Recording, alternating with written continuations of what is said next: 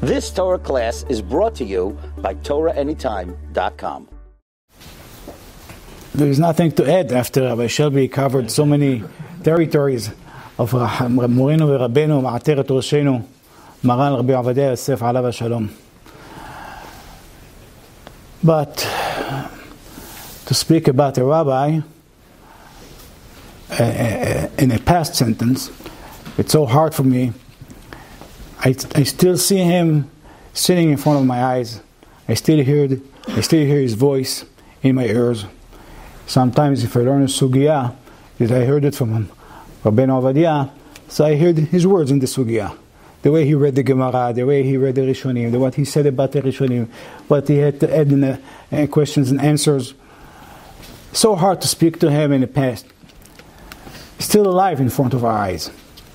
But to learn a little bit from his Ma'asim Tovim, we have to follow his footsteps. There is a nice story in Zohar HaKadosh, Parashat Miketz Daf Resh Aleph. Zohar says about Rabbi Abba, who was sitting on Tar'ad Lud, on the gate of the city called Lud. And he saw a man coming from a long way, very, very tired. And he sat down on the edge of a cliff. And he was very tired. He fell asleep. While he was sleeping, a snake came to bite him. The snake was rolling down the tree and coming to bite him. The snake didn't have a chance to get to the man. There was a lizard over there, jumped on the snake and killed the snake. And the man was saved. And he's sleeping. He doesn't know anything about it.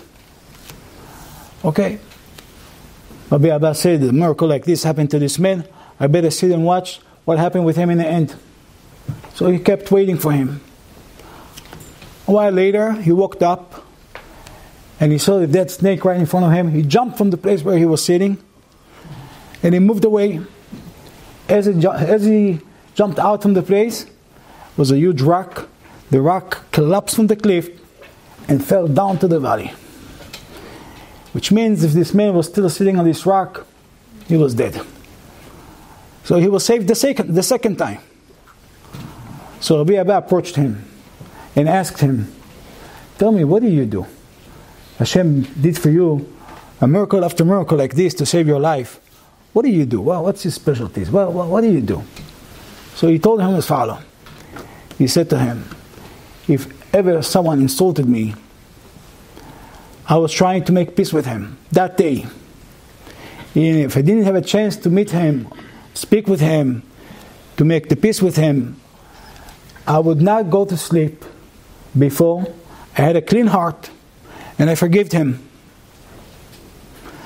Not only did I forgive him, but also from that day on, if I had any chance to do anything good for this person, to pay him good, I would run to do it for him. Says Zohar HaKadosh, Bachar Rabbi Abba. When he heard that, he cried. He said, look, this man is greater than Yosef HaTzadik. Yosef HaTzadik, his brother sold him. He was in the bowl, in the pit. In the beginning, they threw him in the pit with the snakes and scorpions. And then they sold him as a slave. And later on down the road, when he was the king of Egypt, not only did he take revenge from his brothers, but also he supported them. He sponsored them. He treated them like kings. He put them in the royal place in Egypt. He elevated him. He uplifted them. But says Zohar HaKadosh, he did it to his brothers. They came from one father. But this man, he's doing it to strangers. So he's greater than Yosef HaTzadik. And he deserved that Hashem made for him miracles like this, and he deserved for even more. Ashra ve'ashrei helko. Moreno ורבנו, מעטרת ראשנו, Rabbi Ovadiah עליו השלום. You heard a lot about his Torah. His knowledge in Torah, he was had b'dara, one in our generation the only one, maybe in a few generations, maybe from Maran Bet Yosef till our generation, wasn't a person who held the shlemut in the Torah, the same as Morenu Rabbeinu. His mind was quick, like the speed of the light. He was so sharp and quick. His response to question, with sources from the Gemara through the Rishonim, the entire Torah was like written in front of him.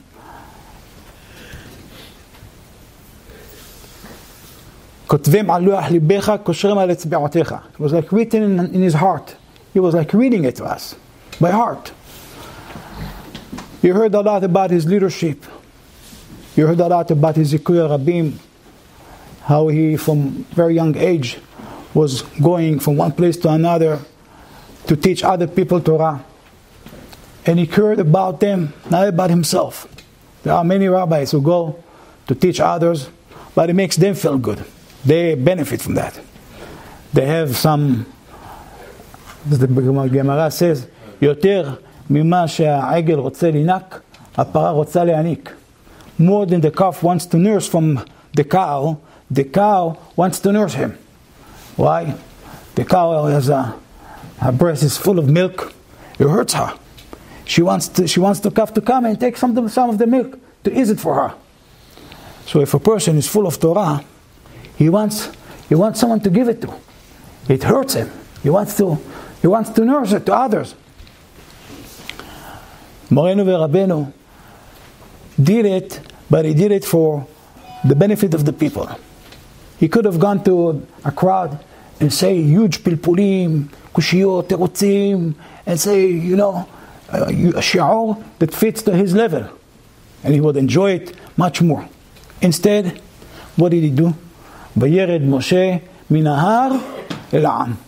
He used to go to a crowd of people. He saw they're beginners. They don't know much. What I'm going to start to teach them now, halachot hamurot b'dinei ben ha'ezer. I'm going to start to teach them now halachot hamurot b'chosh v'mishpat. No. Starting to tell them stories a little bit. Halachot berachot, halachot tzitzit, halachot Shabbat. First grade. He could be a professor in university. Top of the top. To speak in a very high speed and to put in a very short time so much information, but instead he went and he was teaching level of a kindergarten to people who didn't learn Torah at all. For him it was like downgrading, but he didn't care about himself. He cared about the others. He wanted them to learn Torah. And he used to say, מה הם לא צריכים לאכול? They don't need to eat. Torah for him was food. Necessity. כי הם חיינו ואורך ימינו. If there is no Torah, there is no חיים. So he gave his life. He sacrificed everything he had for other people to learn Torah. But not only that. I think the rabbi mentioned that. I came in the end, but I picked on a little bit from the rabbi was saying. How he did good and favors to others, and even to those who unfortunately were against him, opposed him, and sometimes even spoke badly about him. And I want to take you to a different generation now, different stage of Maran Rabbeinu Ovadiah Yosef a little bit. We all know him as a great leader, a great ruler, Posek Ador, Gdol Ador. But there were days when I grew up 40 years ago, 30 years ago.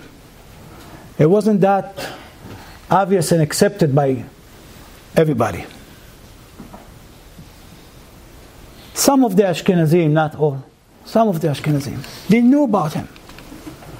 They knew of him just from the newspapers or from the media. And the media, as you know, a very favorite of the Chachamim, the Tzaddikim.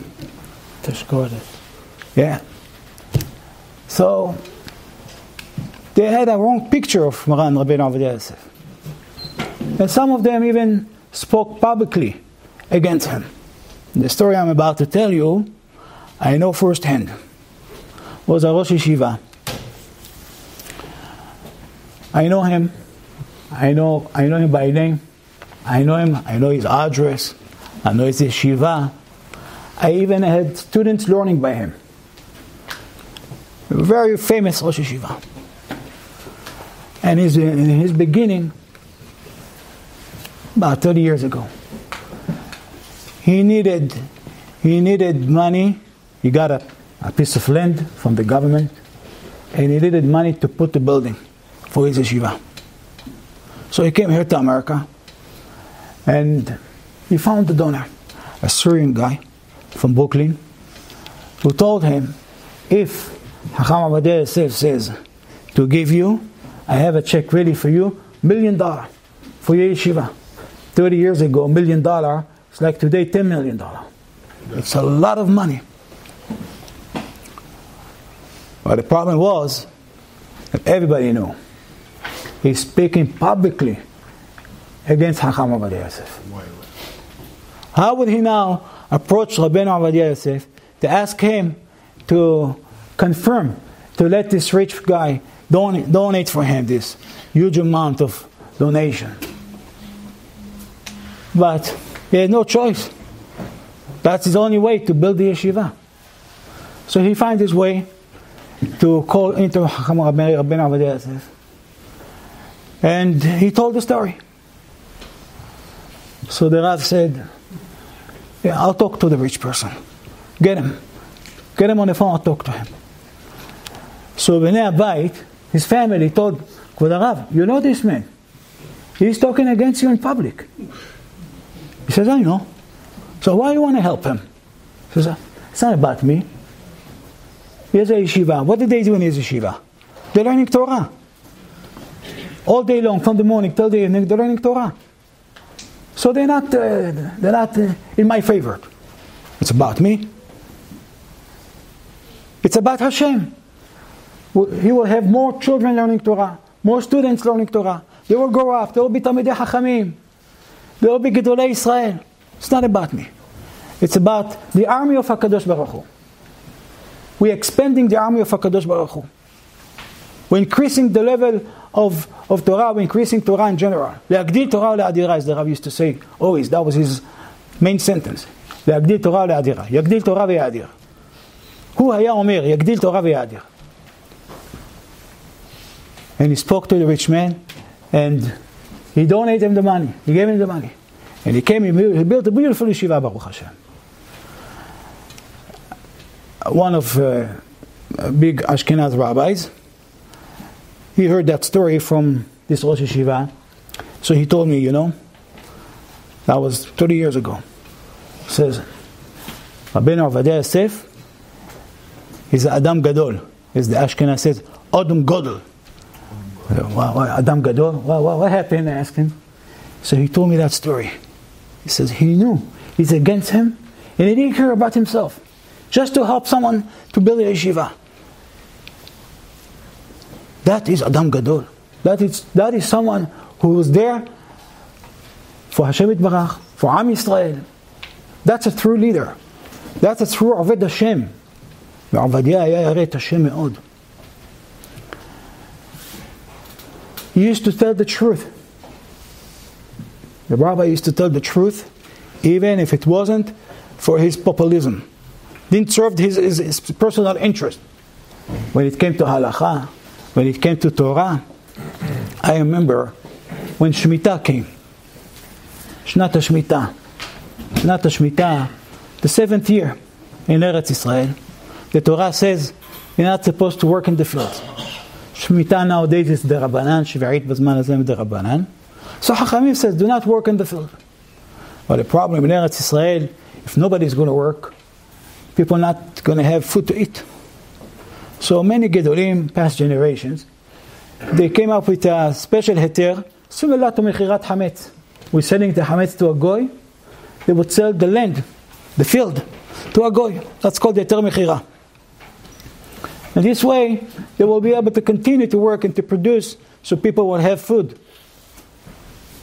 But there was a big debate, huge argument among the Gdolim, past generation, if this is a kosher mechira, it's a kosher sale, you're allowed to eat from the fruit. Is this okay? You're allowed to do it. You're allowed to continue working in the field after you did the mechira, or it's a fake mechira. They do it just for the purpose of working. They don't really mean it. It's not a true mechira. There is a solo tehonem also on top of it. So, it's known, everybody knows, that Maran Rabbeinu Ovadiah Yosef, he was passing to leniency. He was ruling that that's a kosher sale. You're allowed to do it. It's a called heter mechira. You're allowed to do the heter mechira. And of course the fruit are not a problem. You're allowed to eat the fruit. Do you know how many troubles that caused him? This psak that he gave? 30 years ago, 40 years ago, and even more. He used to have articles in newspapers, and the religious newspapers, against him, humiliating him, putting him down. Other rabbis who didn't know about him were speaking negatively about him. How he's putting down the Shemitah Kavyachol. He doesn't know what Shemitah is. But he didn't care. If this is the truth, he told it. He said it. And he said it publicly.